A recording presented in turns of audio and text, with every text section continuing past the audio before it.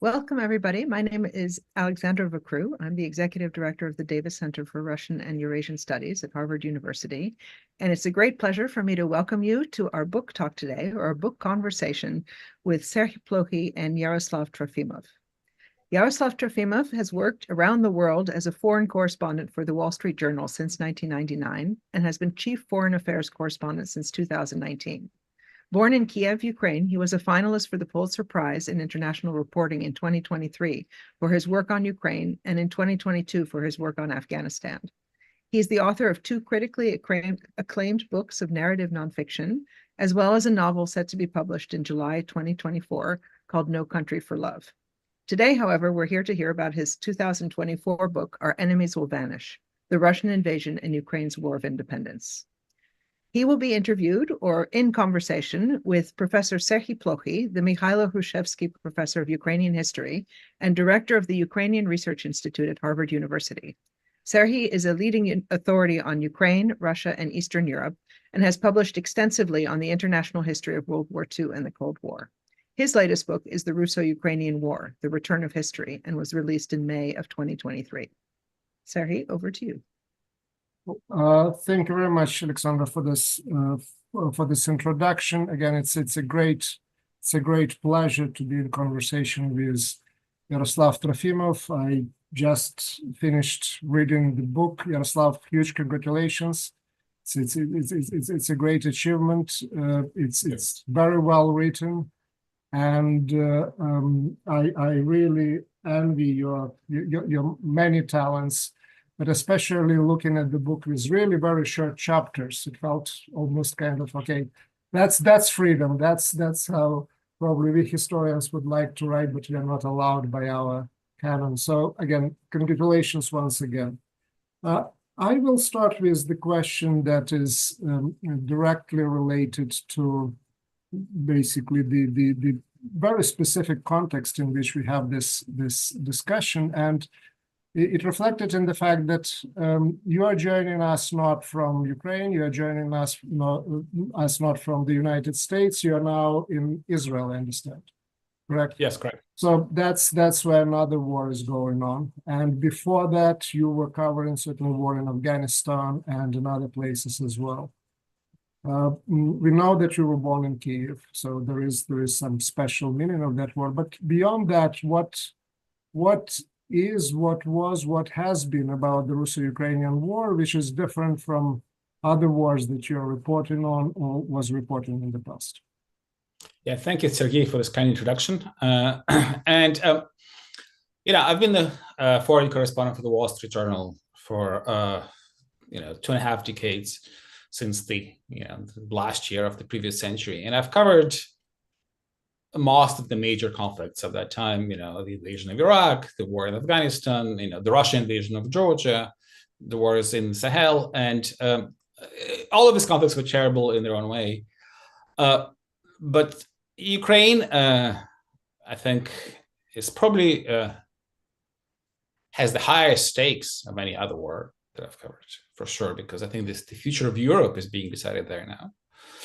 I think it's probably the most dangerous war to cover as a journalist, because at least in Afghanistan and Iraq, you had the illusion of control of your environment, because after all, the Taliban didn't have an air force, they didn't have an artillery. You knew what areas were more or less safe and weren't. Whereas in Russia, death can hit you anywhere. I think 7 or 8 of the hotels where I stayed in places like Kharkiv or Zaporizhia have been destroyed by Russian missiles since then. But also, I think for me, Ukraine, having been born there, having raised there as a child, it felt much more painful to cover a war in your own city. And I think I write about it in the book. About a week into the war, I was in the middle of Kyiv, standing all alone on the street that was empty because everybody had gone or was hiding, wearing a helmet and body armor. The thumps of artillery were kind of the background noise to it, and it felt like a personal insult, almost an injury. Sort of feeling that, how dare they, and it's a city where every corner of geography was intimately connected with my past. I remember, the botanical gardens when I used to go on dates. the hospital where my grandmother used to take me to check out my eyes, was now housing the wounded. And so, that probably gave me extra motivation to go out and to go to the front lines. And really, the book is sort of a road trip through the front lines of the first year of the war. I mean, the only place we couldn't get to was Mariupol, because Mariupol was isolated and surrounded by the Russians pretty early on. But I went to every other place, I think, in that year where battles were occurring. And I felt, because of my ability to speak the languages, Russian and Ukrainian, because of my ability to understand the very nuances of culture, the meanings of every throwaway word, I kind of had a special mission, because I could paint the story and get to the places when some other people probably couldn't necessarily. And that pushed me to take more risks in this war, I think, than in other conflicts. And thankfully, nothing happened to us. But we did have quite a few close calls. And I guess that's sort of the main thing that differs. I think the other thing, though psychologically it was harder to cover a war in your own country, in some ways it was easier in this case, because let's face it, the wars in Afghanistan, the wars in Iraq had many shades of gray. I mean, it was really, there weren't the really good guys there. Those were internal conflicts where, one part of the Iraqi population was fighting another part, or Afghan, the Taliban, for all the horrible things they were doing, did represent a significant portion of the Afghan population, not a majority, but a significant portion. Whereas in Ukraine, it was a clear-cut case of a foreign invasion, foreign aggression. The Ukrainian people of all religions, language groups, and geographies were united and remain united, I think, in repelling that, unlike in 2014. And so there was a moral clarity to this conflict that was probably unique since World War II. And that made it easier for a journalist or a writer to cover it. Well, thank you. Thank you again. I didn't realize that you spent really a significant part of your early life in Kyiv, was not just born there, and recognized hospitals and streets and everything else. And it occurred to me that if you have been traveling to other places as an American and foreigner, it looked like you travel through Ukraine as an American but not foreigner. And so you belong to both cultures on many levels, so maybe more than two cultures. And what is there that you thought then and think today that for the Americans is the most maybe problematic and difficult to understand, but something that you saw, you realized, and maybe wanted to explain? Yeah, I mean, first of all, I'm not American. I have an Italian passport. I grew up in Europe, but I did go to school in the US, and I've been working for an American news organization for the last many years. But I think being able to connect with American readers was obviously very important, because lots of people in Ukraine know Ukraine, but not having the background or the experience of living in the US, it's difficult to frame the story in a way that would be relatable to readers in the US or in the UK or in other places. And so I think that combination of knowing my readers and knowing Ukraine really helped to craft this narrative. I think my mission often was just to write the stories in a way that could make people relate, make them understand, this is not some exotic foreign country. These are people just like you, who have the same dreams, who also use their, iPhones to buy their coffee with Apple Pay, and, also, go on holidays, tropical islands when they can, and people who used to, lead very relatable lives, suddenly disrupted by death and destruction, and finding themselves in this harrowing circumstances that they weren't prepared for. They couldn't even imagine would take place. Well, thank you. You write in your book that one of the causes of the war, at least potential triggers, is Vladimir Putin reading a lot of bad history books. It seems to me that's verbatim how you write about that. Yes. During COVID. And we certainly could see during the interview with Carlson Tucker that COVID epidemic, when it comes to history and bad history, it's not over. It's the 30 minutes discussion of history. So, and you wrote also recently in Wall Street Journal a piece on it seems to me in early February, about use and the views of history. So as a historian, I certainly very much interested in how you look at the importance of misreading of history and the views of history as a precursor, as a trigger, and or maybe one of the causes, or maybe causes of this war. How do you read that particular aspect of the origins? Well, as you said, this first 30 minutes of the Tucker Carlson interview really showed you the mindset that led to the war. I mean, he spent 30 minutes explaining why Ukraine is Russia, why Ukrainian identity was an invention of the Austro-Hungarian General Staff, and even Lviv is a Russian city. So that shows you that his goals in the war to extinguish Ukraine, haven't changed. They're still the same. As you have written in your books, the foundational myth of Russia, this sort of descent from Kyiv and from Volodymyr the Great, can be incompatible with the existence of a very different Ukrainian state that is not part of Russia. And I think that's the conundrum of Russian nationalism.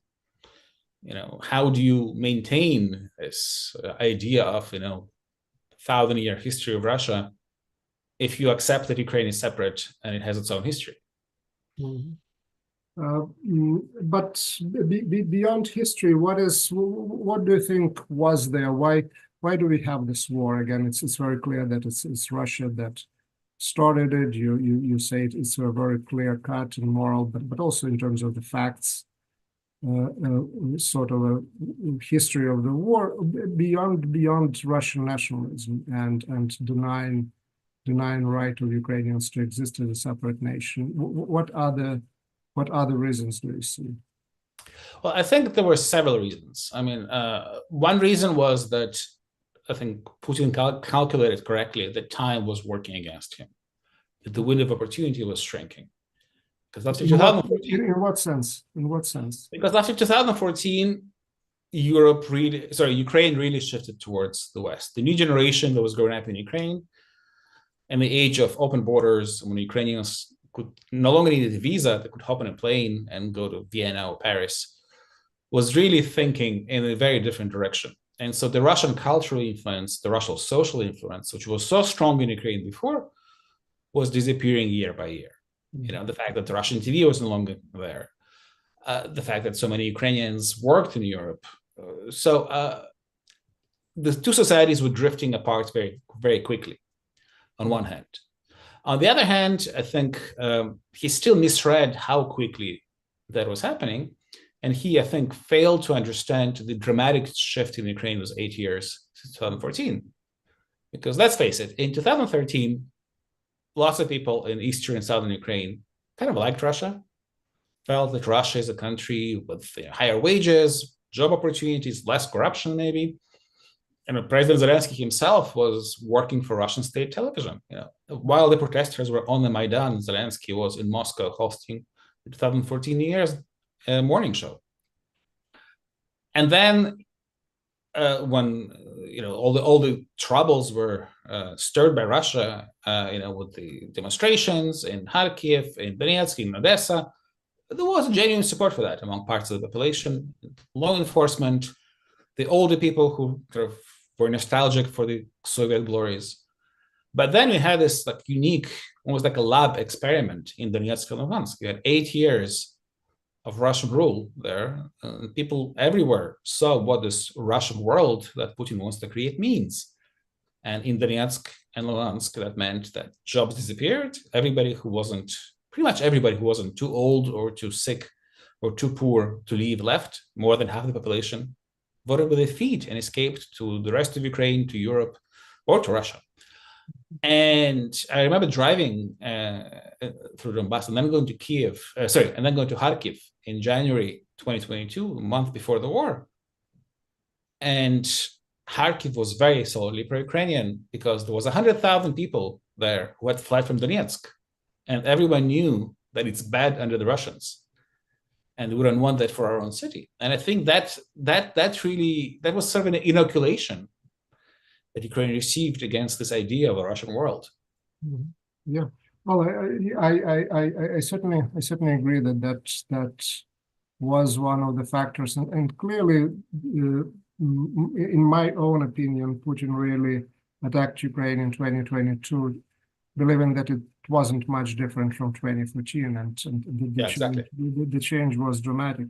You mentioned President Zelensky, and on the one hand, there was a lot of unhappiness in Ukraine that the messages that he was really sending before the start of the war were not something that helped to mobilize the society.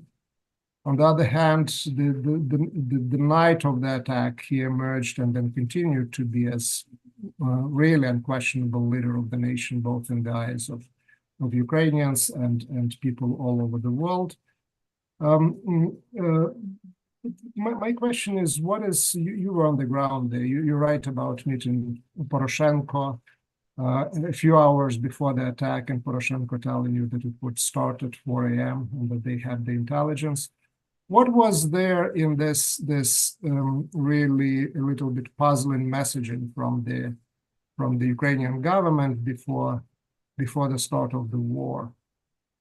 Lack of intelligence or concern about panicking the society, being unsure of themselves. So why Ukraine and Ukrainian leadership took the position it took in December of 2021, in January of 22, and then going into February? Yeah, I think it's a great question, and I think it's one of the great mysteries that have yet to be fully investigated and probably will be after the war. But from what we know right now, obviously there was intelligence. I mean, Bill Burns, the director of the CIA, did fly to Kyiv in January with a very clear set of information that he presented to President Zelensky and other leaders of the Ukrainian administration, saying the Russians are planning to kill or capture you. They're planning to land paratroopers in Hostomel airfield outside Kyiv, and they're planning a full-scale invasion. And the Ukrainian military was certainly getting prepared. General Zaluzhny, the commander of the armed forces, when he was asked about that, said, we didn't want to show the Russians that we know. We wanted the Russians to think we're smoking joints and spending our time on Facebook. But in fact, the Ukrainian military did a pretty good job in moving around the air defense assets that allowed to preserve their S-300 batteries and other air defense systems. They hit the airplanes of the Air Force, which survived the initial Russian onslaught. And even in Hostomel, they were ready. When the first Russian missiles hit the barracks of the Ukrainian National Guard in Hostomel, nobody was there. They were dispersed in the airfield, and they stalled the Russian airborne operation there long enough so that reinforcements could arrive, destroy the airfield, and the Russians were never able to land troop carrier planes in Hostomel, which really saved Kyiv. Why was Zelensky downplaying this? I think there was genuinely a disbelief there on some level up until the final days that Russia would do something so foolhardy because it just didn't make any sense. The whole invasion plans only made sense if you assume that there will be no resistance, which is what Putin apparently assumed. The Russian troops carried parade uniforms, and 200,000 troops for a country the size of Ukraine was absolutely not sufficient. And in fact, it proved to be not sufficient. In fact, the invasion failed. What would have made a lot more sense and what would have been successful and would not have elicited the sort of international reaction that this invasion did, would have been for Russia to go for Donbass. If Russia had focused its energies on, moving from the north and the south, and taking Izium and Mariupol, and then cutting off the Ukrainian military, and most of the Ukrainian military was in Donbass at the time, it would have probably been a successful war, and they would have won it, within a month or two. But Putin didn't do something that was rational. He did something very irrational and backfired massively. Well, if let's say the Ukrainian government would listen to the warnings from Washington about the coming war and would take them more seriously, one argument is, okay, Ukraine would be more ready to resist. On the other hand, if Ukrainian government and Ukrainian people would be really reading what is published in Washington and in the US, and the expectations, or were attending webinars that we organized here at Harvard and beyond, the experts were saying, okay, that will be sort of a blitzkrieg. So no one discussed Ukrainian army. The expectation was Kyiv probably would not last for more than a few days, Ukraine for more than 1 week. So in this case, probably the conclusion is, okay, it's good that Ukrainians didn't read that or didn't attend those webinars or didn't take them seriously. But that still leaves the question, why did Ukrainians resist? Because for me as a historian, the story of countries of East Central Europe is if big and terrifying the Red Army or Russian army shows on your doorsteps, it's basically much wiser to not to resist. The Polish plans that were leaked to the media suggested that if there is a Russian attack, the best strategy is to give up half of the country, retreat beyond Vistula, and wait for the NATO troops to arrive. So the idea that Poland would be fighting on its own never crossed anybody's mind. So, and again, this background and against all this opinions and pundit opinions coming from Washington, Ukrainians resisted. Why did they do that? You talked to not just dozens to hundreds of them. You probably understood the mood on the streets during those first weeks better than anybody else. What motivated them? Well, I think there was both the recent history and the past history. I think the recent history of those 8 years taught Ukrainian military personnel that they could fight the Russians, and the Russians not unbeatable. There was a history of military engagements, and there was an experience. They knew how the Russians fight in a limited way, but still. There was a confidence from campaigns that were successful in Donbass 2014. If you look at history, there was a lot of talk of Finland at the time. And everybody remembered that in 1940, the Baltic states did not fight. And Latvia, Lithuania, and Estonia were extinguished as countries. Hundreds of thousands of people from there ended up dead or in Siberia. Whereas Finland, a very small country, I think we only had about 3 million people at the time, fought bravely, ferociously, and though it lost land, it maintained its independence. And that was the lesson of why you should fight and not roll over. And I think Ukraine proved that that was the right example to follow. It may lose land in this war, but it's not likely to lose independence. Yeah. And the result was really almost unbelievable. I remember reading news about Russia withdrawing troops from Kyiv region and northern Ukraine. That was a real shocker in a positive way, and I think a turning point in the war as well. And That brings me to another question. In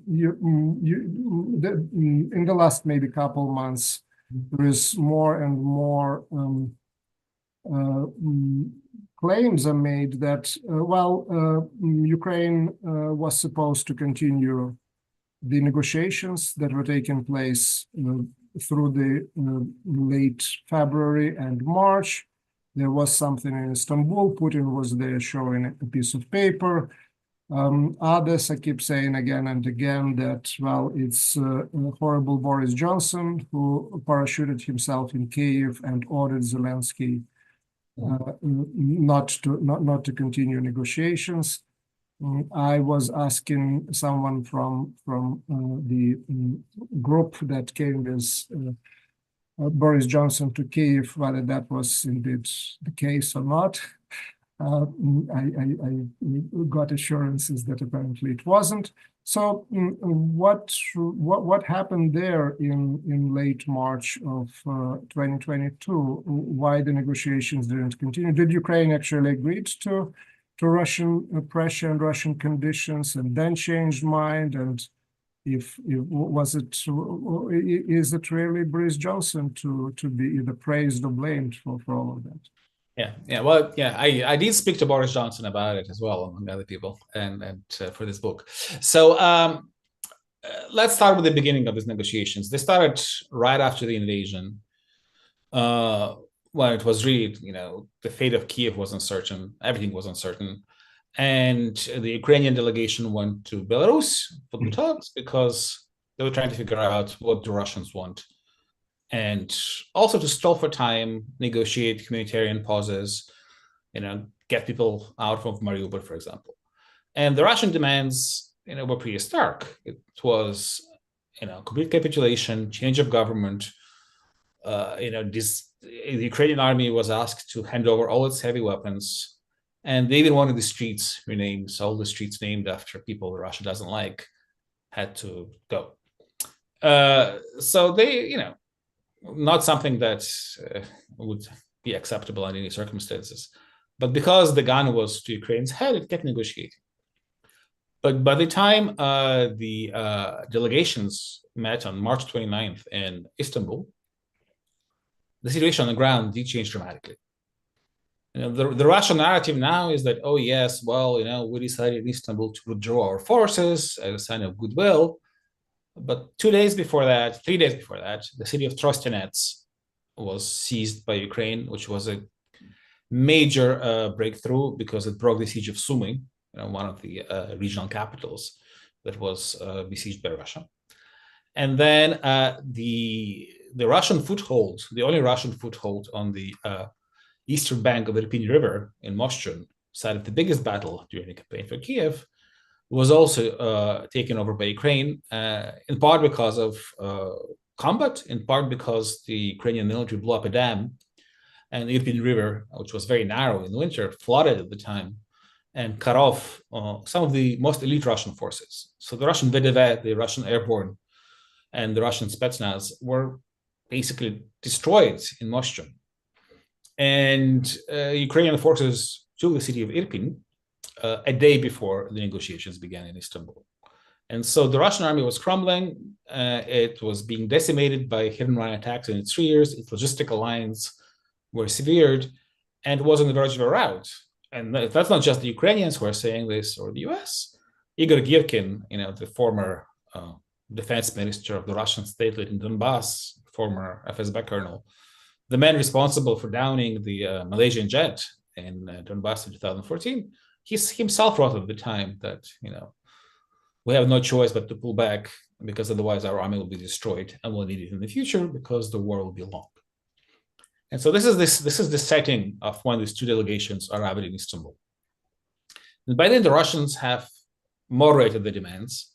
They no longer wanted the Ukrainian army to disarm completely. They were graciously allowing it to have some tanks and some howitzers and fighting vehicles.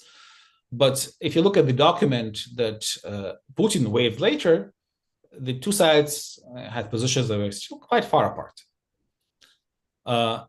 And there was the biggest stumbling block, which is what the Russians called neutrality, but neutrality to them was not just not being a member of NATO. Neutrality to them meant not receiving military aid from the West, which in practice meant disarmament, because where else is the Ukrainian army supposed to get their ammunition and the weapons? And so after the Russians announced the withdrawal in Istanbul, the Ukrainian delegation said, well, it's all really interesting. We'll keep talking. Obviously, things like neutrality have to be submitted to a referendum because membership in NATO is part of the Ukrainian constitution. And the two sides went back to their capitals. The next day, the Ukrainian army entered in Bucha and saw what happens under Russian rule. So, 400 plus civilians in a small town were executed.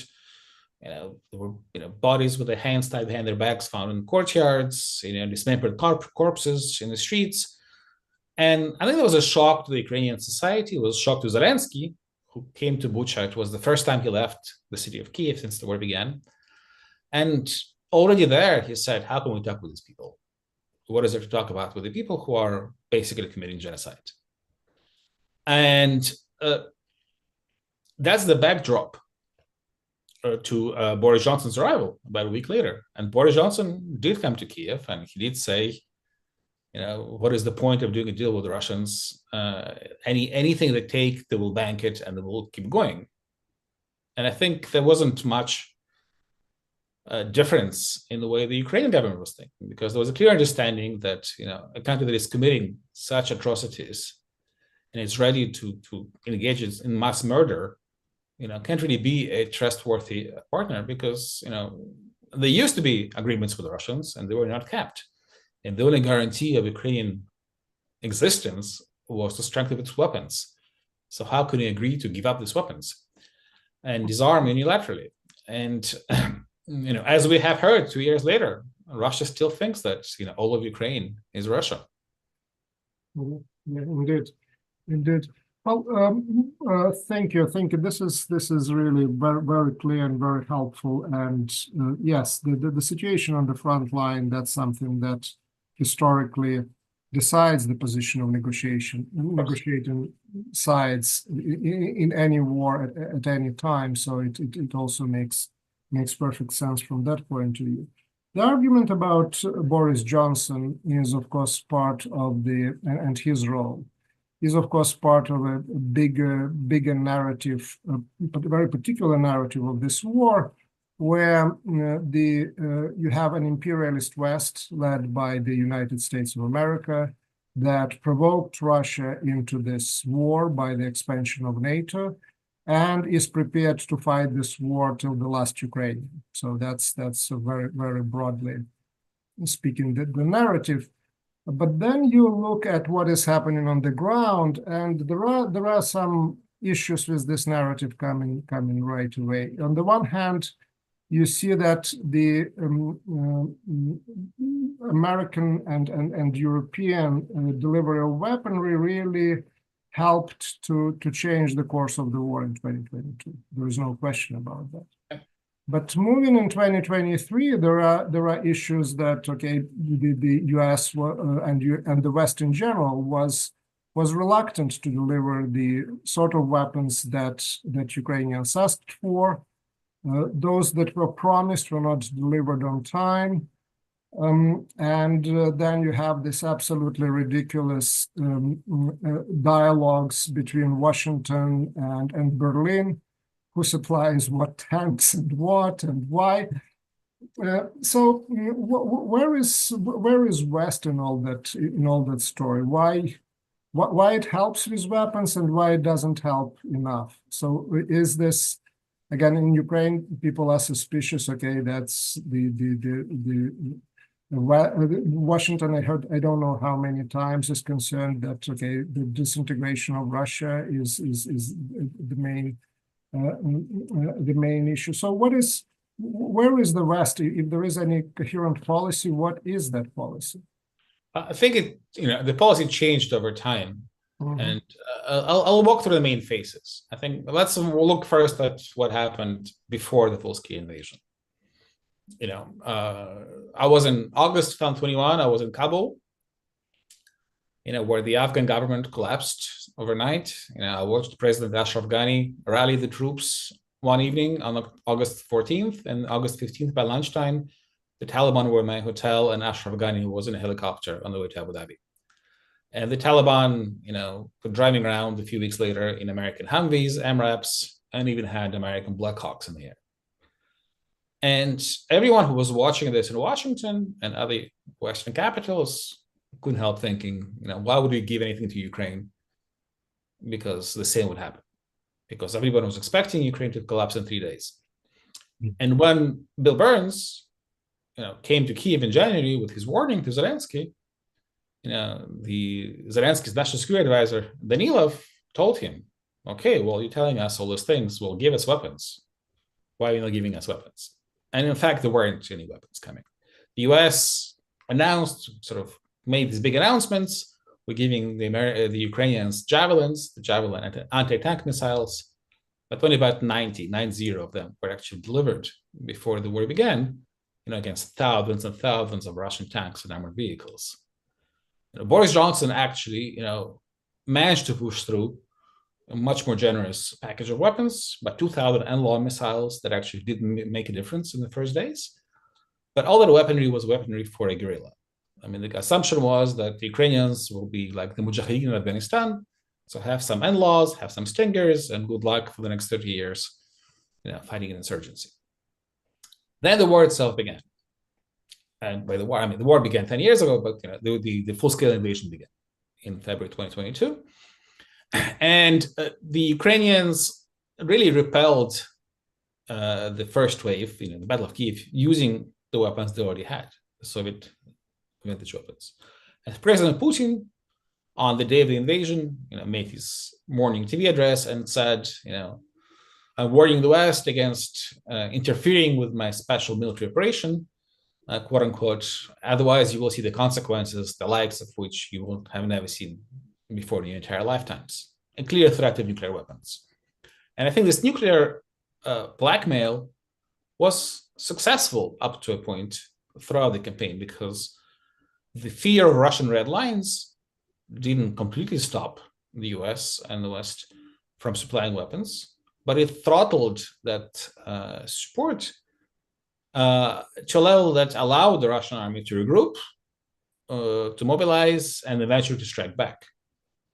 And there was a massive historic opportunity that was lost in September, October 2022, because Putin, because of the political cost of accepting that the special military operation was not going to plan, was refusing to mobilize troops. The Russian army only had about 100,000 combat troops in Ukraine at the time. Ukraine had a numerical advantage, but all its pleas for tanks, armored personnel carriers, more howitzers, jets, helicopters, were turned down as ridiculous, as too provocative, as, escalatory.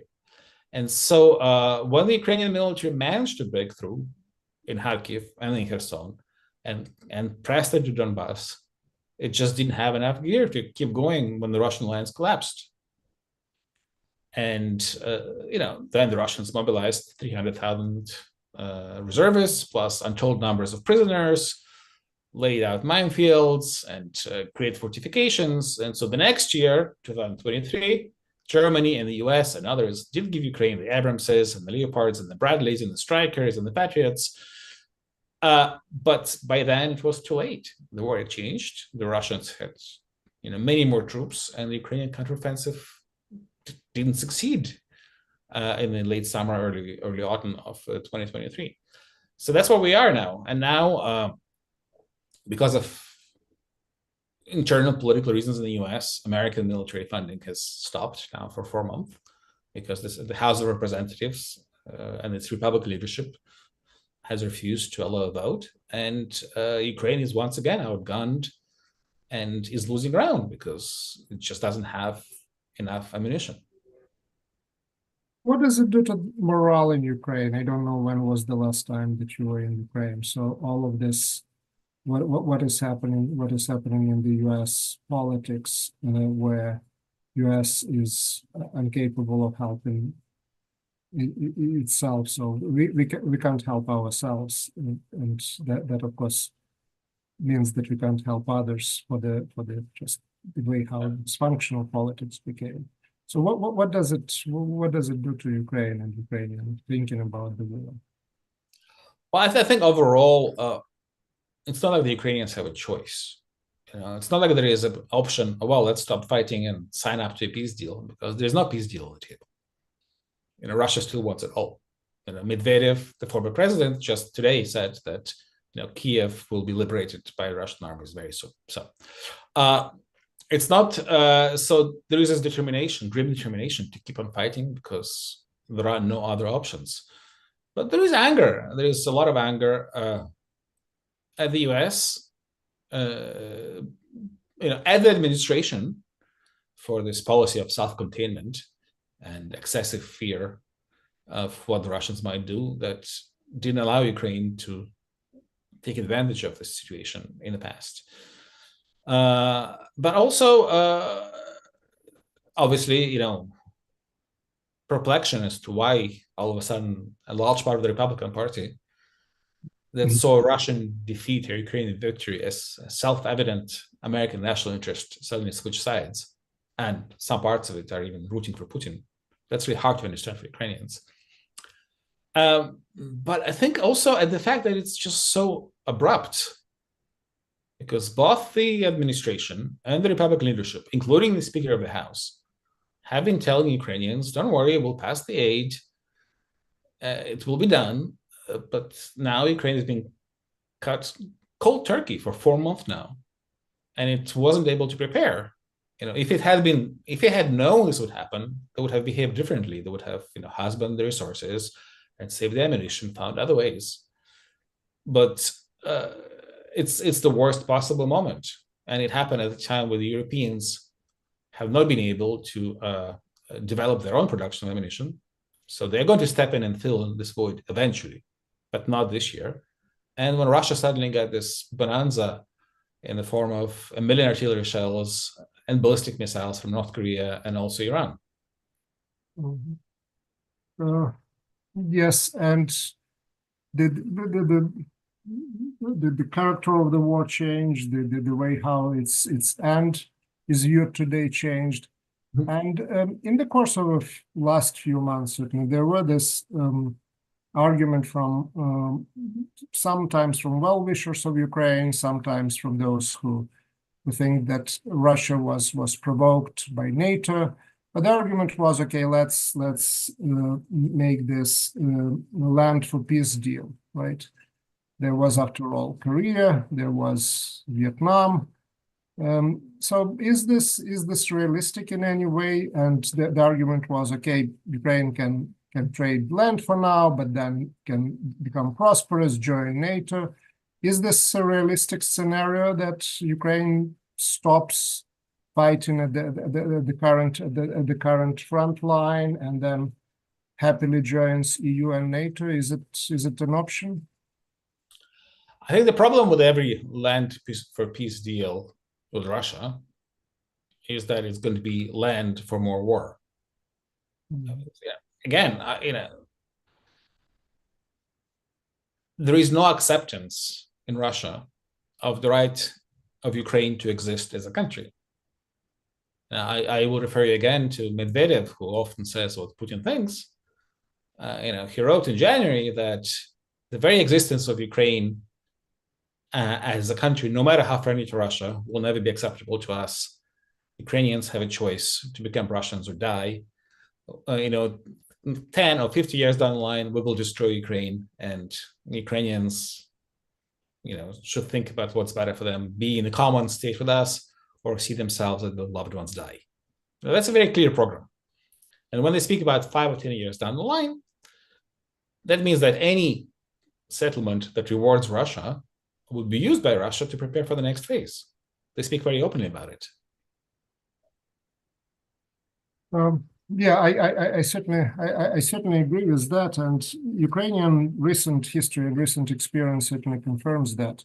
There was Minsk I, there was Minsk II, and that was that was nothing but an armistice that led to an even bigger war. And every next war that Russia wages, from Georgia to the Crimea and eastern Ukraine, and now to this all-out aggression becomes bigger and deadlier.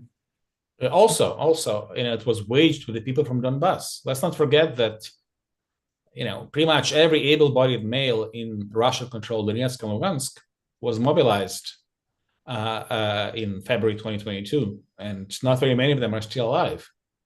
So the next phase of the war, if it happens, will be waged with people mobilized from Zaporizhia, from Kherson, and from other areas occupied by Russia now. Yeah, and we actually already get reports that that is happening. Which my next question will be about Russia. We all lived through those pretty crazy day and a half with Prigozhin marching on Moscow. And and again, the expectation was, at least historically, that's if the war doesn't go well in Russia or anywhere else, you get a political crisis at home. Yeah. And that was a big hope that if the war doesn't go well, you will get a political crisis back at home, something that not only Ukrainians hoped for, but the big part of the Russian opposition, which is now almost entirely in the West, really hoped for that outcome as well. It didn't turn that way, and I wonder what, in your opinion, the Prigozhin coup was about, and whether there are any reasons to expect that something of that sort can happen in the future. I think the main reason of the coup was that the war was going badly for Russia. Prigozhin launched it after Wagner lost, by his account, 30,000 people in the Battle of Bakhmut and nearby. And he was counting on similar anger with the Russian high command, among other senior officers that didn't materialize. But this showed the cracks in the Russian society that this war is causing. And Prigozhin himself, in his big rambling address before the putsch, said the war had been launched on false pretenses, could have been avoided. If somebody had come down from the Olympus, referring to Putin, and dared and deigned to talk to Zelensky was ready to sign on. And in fact, as Zelensky himself said in his TV address the evening before the invasion, for 3 years I was calling Putin and he never picked up the phone. So Russia is hard but brittle. That's sort of how the US intelligence community usually describes it. And so we don't know what else is happening under the surface. The Russian military continues to sustain extremely heavy casualties. Just in the Battle of Avdiivka, we learned the other day from a Russian military blogger that 16,000 Russian soldiers were lost since October, just in Avdiivka, a town of 30,000 people before the war. And that blogger, committed suicide yesterday, or was committed suicide. So the strain is there. It's just because the society is so opaque, it's really hard to predict when that strain will show itself again. Well, we don't know what will happen in terms of the American aid. And that means that, again, Europe tries to step up. They're not ready yet. What happens if Ukraine loses this war? What should we expect? Well, loses as in the Russians are in Kyiv and Lviv? Loses, again, we know what and you talked about that, what the Russian objectives are, and they continue to be. And if Ukrainians can't hold the front line, probably the chances are that Russians would actually go back to their plans from February 2022, not from April 1st of 2022. But I think, so for Ukraine, obviously it will mean a tragedy. And, it will mean many more millions fleeing, Ukrainian elite being, sent to concentration camps or executed. And Russia going on with the full program of extinguishing Ukrainian identity, language, and culture.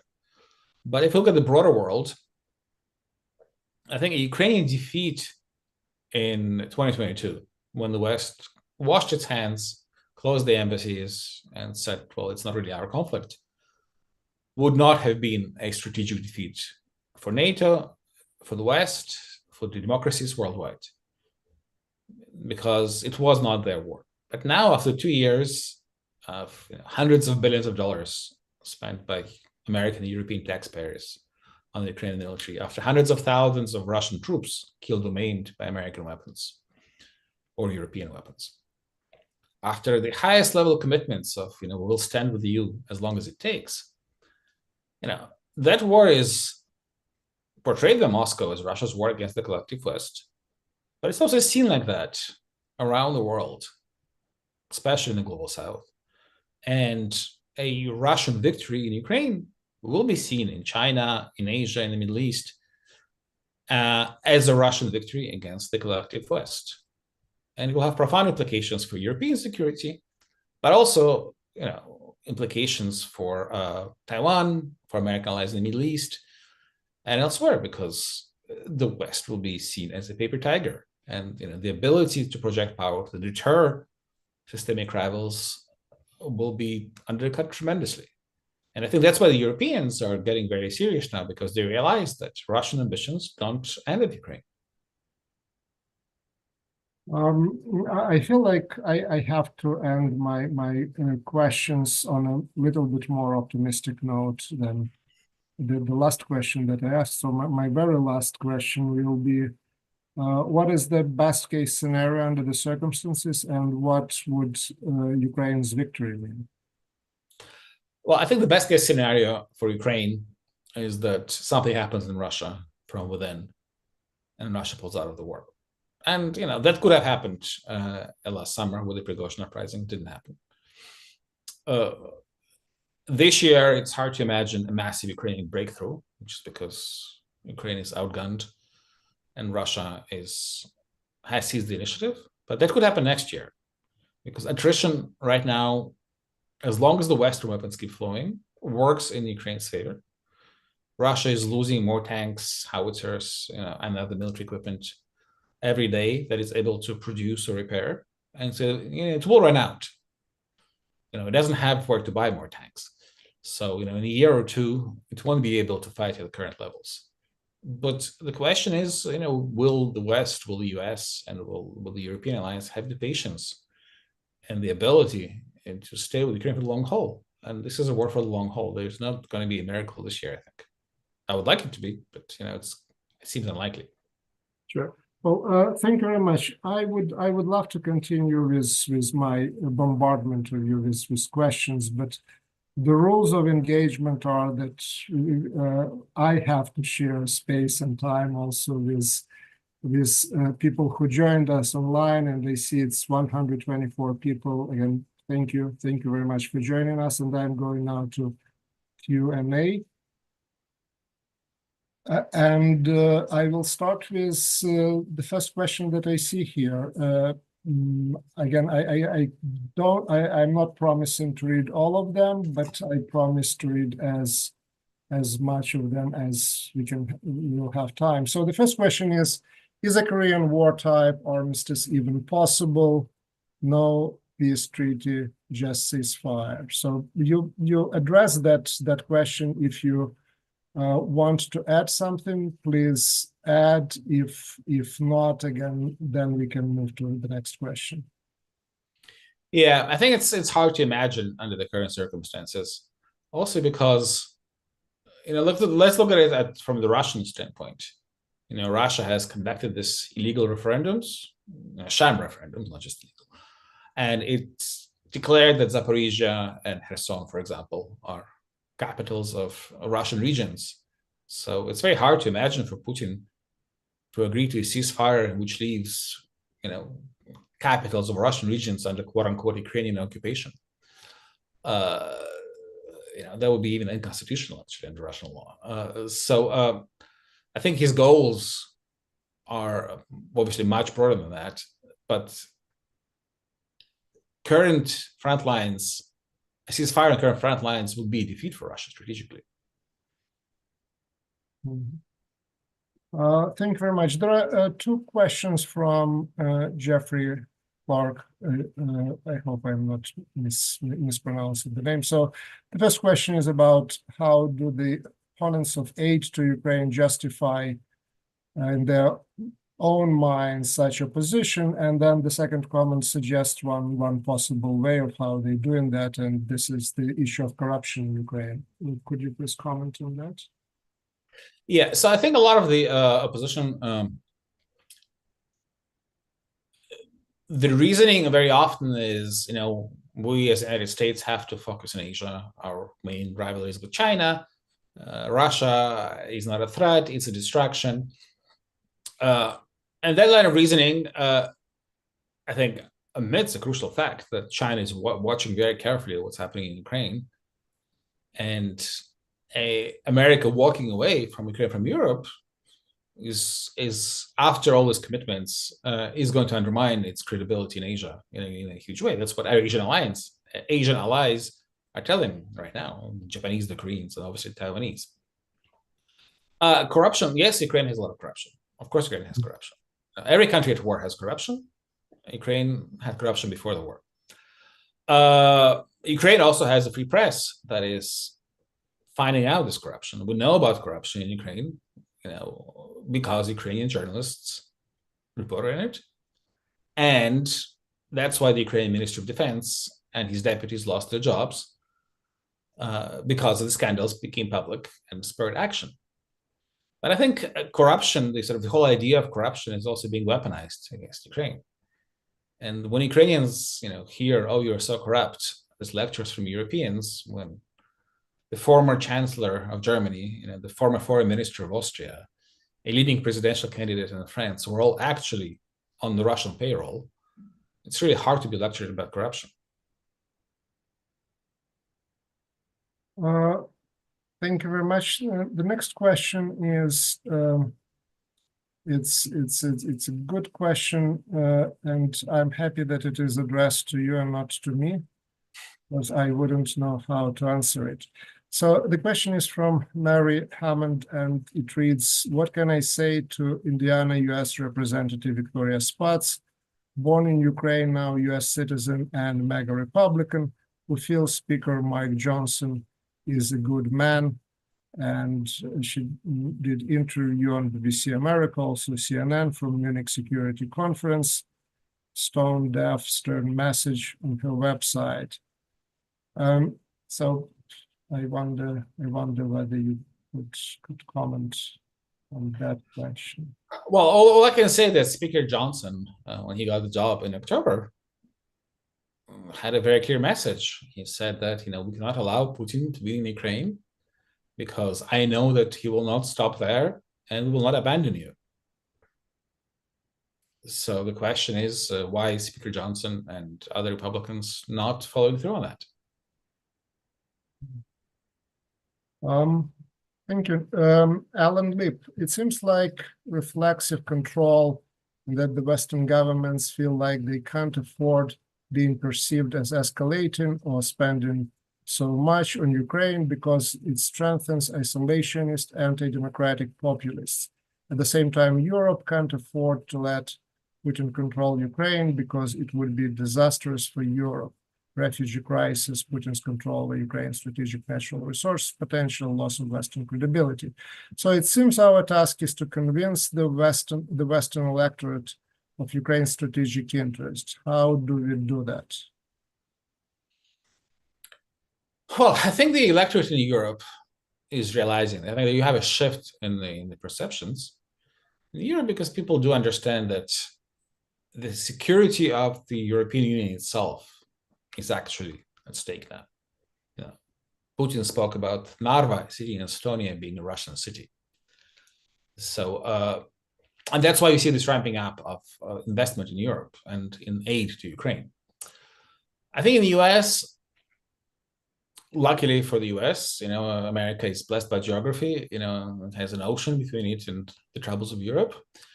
And there is less of a sense of this being an immediate issue immediate threat to the US. And so that's why political games can be played around it. But I think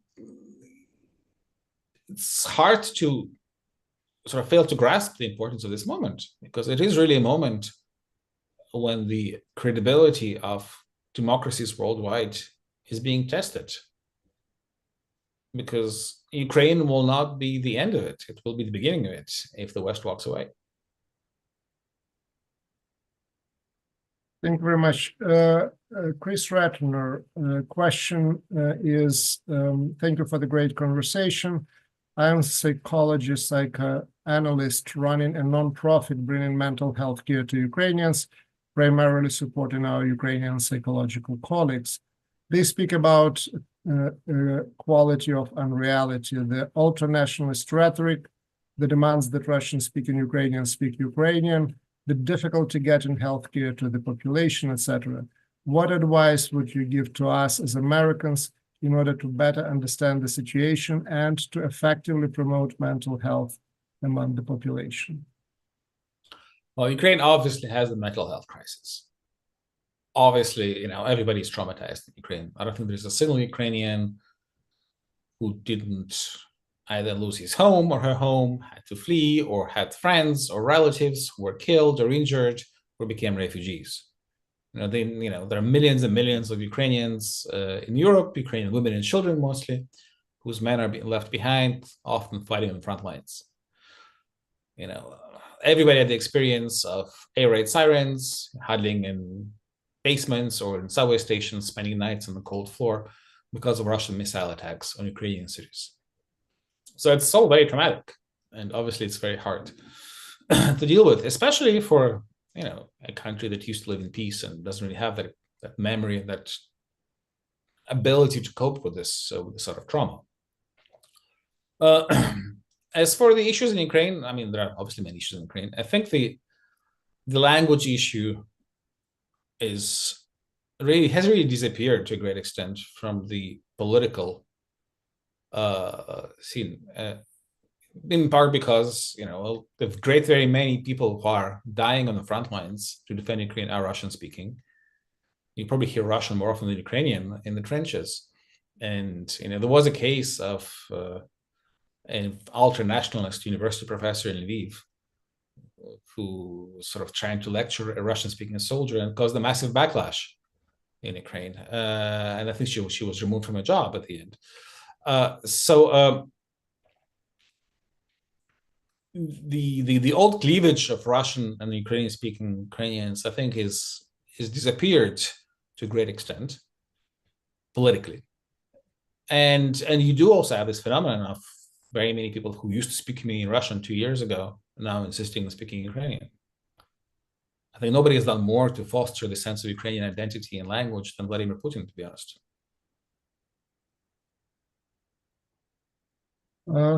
Thank you very much, Alan Leap.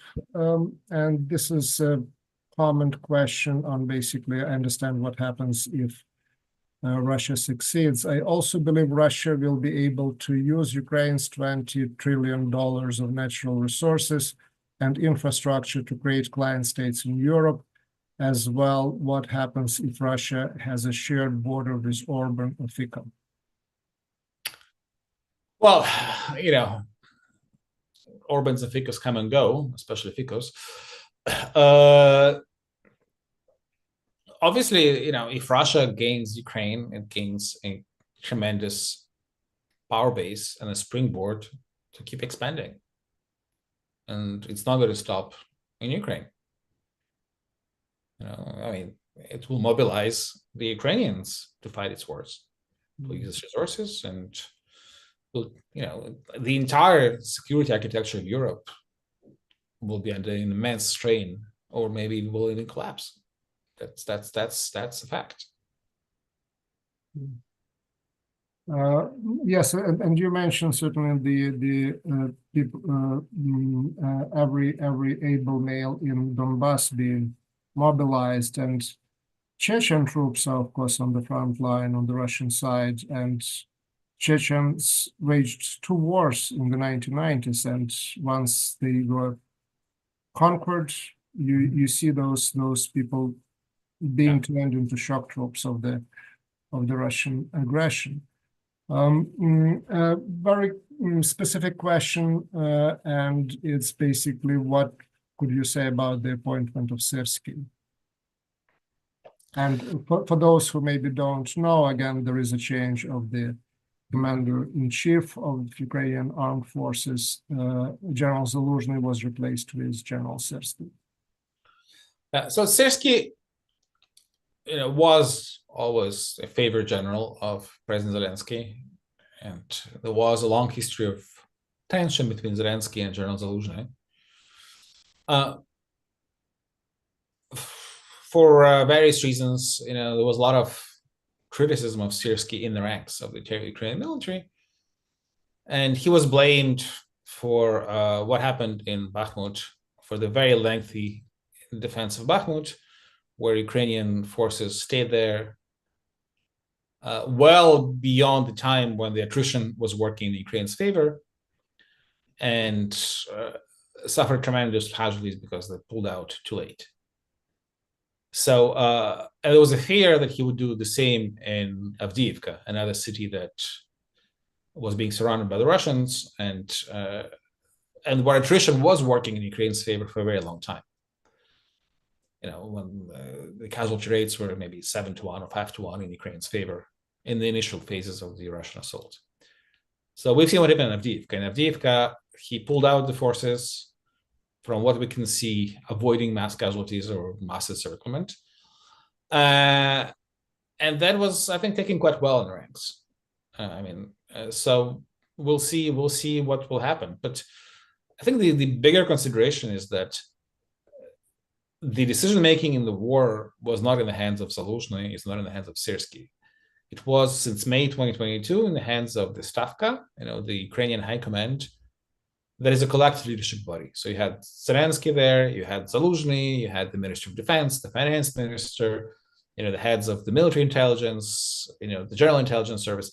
So one personality doesn't really change the policy and the way the war is waged. Yes, thank you very much. And again, Syrskyi is a Ukrainian general who is an ethnic Russian born in Russia, which again tells also about the ability of Ukrainian society really to cross cultural, national, religious, linguistic lines. And here goes to a Muslim Minister of Defense who works under a Jewish president, and nobody cares about that. Yeah. Anna Buryak, do you think Putin is afraid for his life, and if something was to happen to him, who would pick up his mantle? So what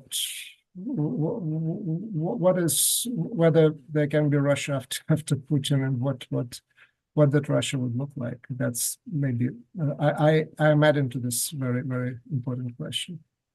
Yeah, so from what we've heard from Western officials, who presumably know it from intelligence, is that Putin watched obsessively the video of Muammar Gaddafi, the Libyan dictator, being captured, tortured, and killed in 2011.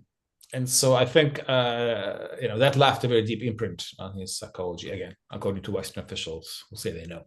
I don't know what Putin is thinking, obviously. So yes, I think he's afraid of revolutions. He's afraid of,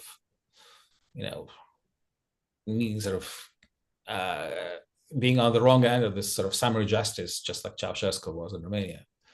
Now, what comes after Putin? I think I looked into it quite a bit, talking to a lot of people, and I think the consensus in Ukraine and in the Russian opposition is that nothing can be worse than Putin. Any person who comes after Putin could be a crazy nationalist, could be, reckless, but they will not own this war. They will be able to say, it's not my problem, I inherited it, mistakes were made, and try to find a solution. Look at Prigozhin.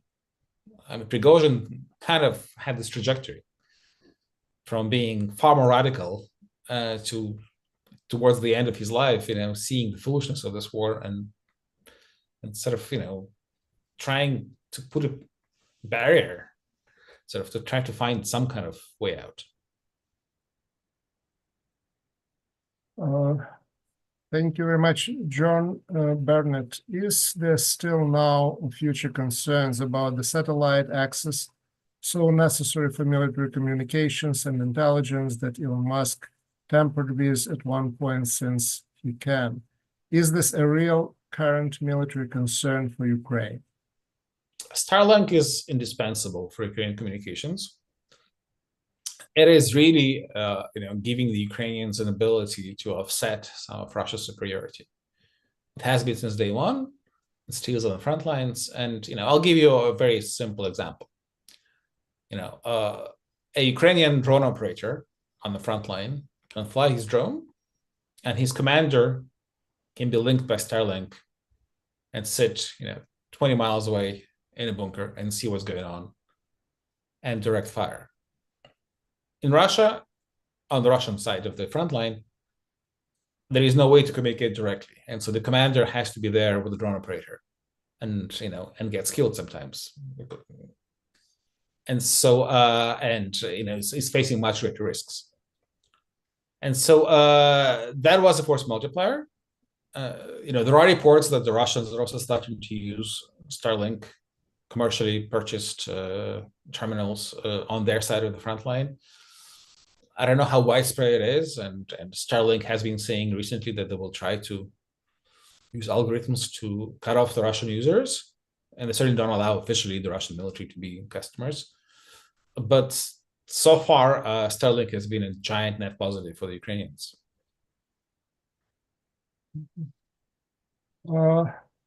Thank you. Anke Hilbrenner, next question. Thank you very much for the interesting discussion. You explained what will happen if Ukraine loses the war. I fear that many European leaders are afraid what will happen if Russia loses the war, because they're afraid of the disintegration of the Russian Empire. What do you think of the affair, and what might happen if Chechens, etc., stand up against the center after Russia was defeated by Ukraine? Yeah, I think that this was, a fear last year, and this is what tempered, to an extent, Western aid to Ukraine, not just in Europe, I think in the White House as well. There was sort of this weird Goldilocks strategy. Let's help the Ukrainians, but not too much, so the Russians don't lose too badly. And you can't really run a war this way if you don't have a clear victory as an objective, because you can't really modulate your support and the outcomes of your support in real life, in the real world. I think as the situation has changed in the battlefield, as Russia is getting stronger and Ukraine is on the back foot, the real fear in Europe now is not of Russia losing, it is of Russia winning, because that seems like a more realistic prospect, and one with much more direct and more predictable consequences for European security. Thank you. Svetlana Sharkova, with this prolonged war, when would it be reasonable to plan new presidential elections in Ukraine? Thank you for your reflections. Well, it's hard to say. Well, if you look by historical example, the UK didn't have elections from 1939 to 1945 during the war in Europe. Parliament kept prolonging itself. Ukrainian law doesn't allow elections during wartime. So certainly not this year, but I think it also depends on what happens politically inside Ukraine. Right now, nobody is putting pressure on Zelensky to hold elections, and that may change going forward if there is serious crisis of legitimacy, but that hasn't happened. A question from Roman Strakovsky, yes. Can you talk about the current dynamic between Poland and Ukraine, with the former border blockade and Poland leadership's seeming inability to stop it? Well, so let me roll it back a little bit. Poland was Ukraine's most important ally when the war began. It was a country that really did much more for Ukraine than other big countries did. and not just in accepting millions of refugees, but also in pioneering the shipment of weapons and being a lobbyist for Ukraine on the international scene. And that's, despite the fact that there are very dark pages in the history of Ukrainian-Polish relations, during World War II and before that. And, it's been Poland's consensus that the national interest of Poland is in independent Ukraine. And when the ruling party at the time, PiS, tried to play the anti-Ukrainian card to win right-wing voters in the Polish parliamentary elections, they lost the election because they lost many more votes in the center from people who were appalled by the anti-Ukrainian rhetoric coming from them. So now we have a government in Poland that says it supports Ukraine very much. It is locked in the power struggle with the president, who is from PiS, the party that lost power in the parliament. And you have the ultra-nationalists who are very often anti-Ukrainian from Confederacja, who are allied with this farmer and trucker protests. But you also have a fact that Ukraine has been able to gain the benefits of full membership in the EU without checks and balances in those areas of trade. Both the food trade and the transportation services were open to Ukrainians without the need to comply with European regulations. And so there is a legitimate issue in Poland of Polish truckers and Polish farmers paying the price for that. And it's, the Polish government says that it will try to do all it can to reopen the borders, but they do face domestic pressures, and that will be a test for them. I think I will save Tom Johnson's comment until I'll use it, the last one. So the last question is from Leonid Kondratyuk. You spent a lot of time with Ukrainian soldiers. What do they think of Russian soldiers' fighting abilities? I think, you'd be foolish not to respect your enemy. And I think the Russian troops really vary. There are some really highly trained professionals. There are former prisoners who were given a week's training and sent to die and were disposable and weren't expected to survive their first or second mission. But there's no denying that the Russian soldiers are courageous. They are ready to die. They don't run away. They do surrender, but not very often. And they are a hard enemy.